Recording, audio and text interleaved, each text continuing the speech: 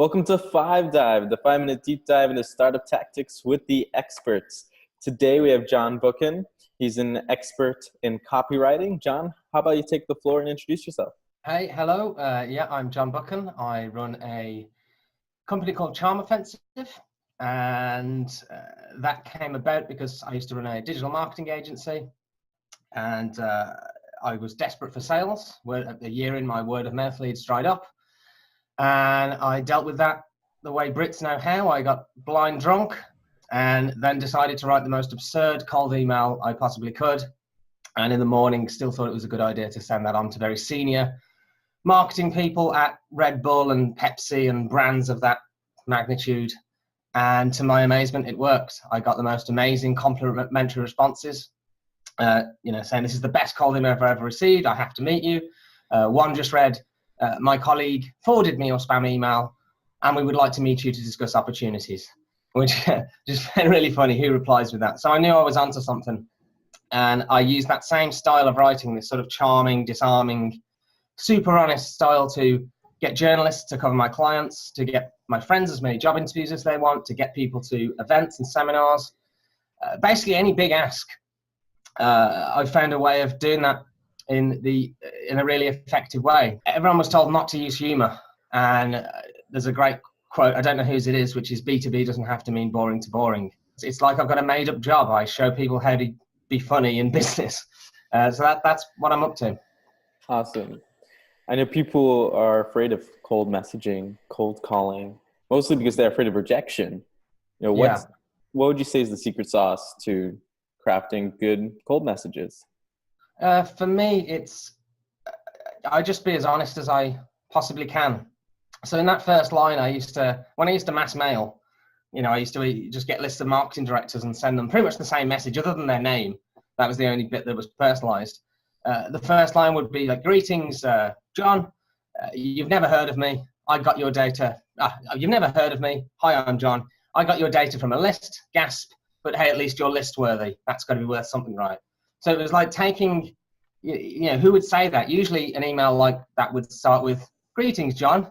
Do you have this problem? And it's like immediately, there's a barrier there. People are, they're going to be like, oh, I'm being sold to. Whereas I'm so honest in that first line and trying to be a bit funny, complimenting them that they've made it by being on a list. It's immediately disarming. And I would say when you're pitching to people, say you really want to work with someone, be honest about that. Like, be as honest as you possibly can, and you'll be surprised how endearing and persuasive that is, because it does remove this, the sales walls or the alarm bells.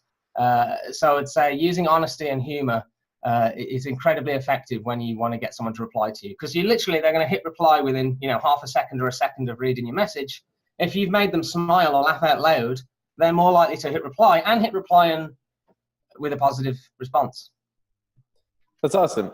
I know that you've had a lot of success with writing with like a humorous and satirical style.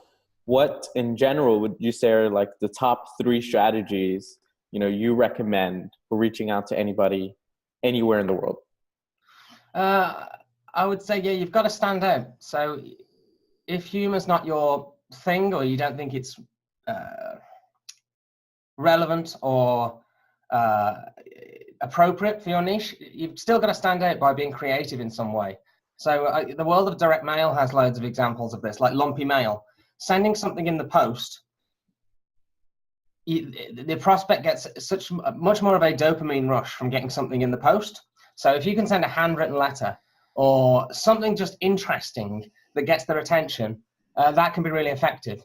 So I would say direct mail is super effective. LinkedIn these days is amazing because you can be so targeted. You can, if I wanted to search for, say, company founders in San Francisco who operate marketing or advertising companies, and they've only been in the position less than 90 days, so they've just started it, I can do that with LinkedIn.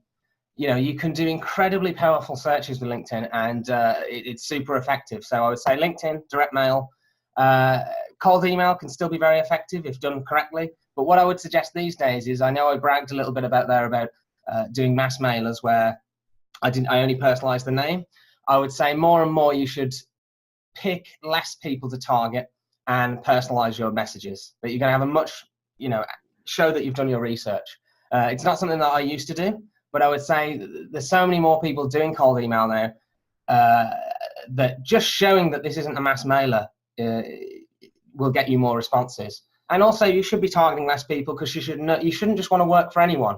You should pick people you want to work with and you think you can help, and approach them. I think as long as what you're offering, as long as the fee is high enough, so it's not like $10 a month or whatever, you should be doing personalized messages. So I'd say that personalized cold email, LinkedIn to be super targeted, and if you really want to get a prospect's attention, send them something in the post, because nobody does that anymore, and that's why it's effective. Is there anything else you'd like to add? Be curious and try things. Like most of my success is just because I try things like that email. Granted, I was drunk, but I tried something new. With starting my Facebook group, it was just curiosity, like, will this work?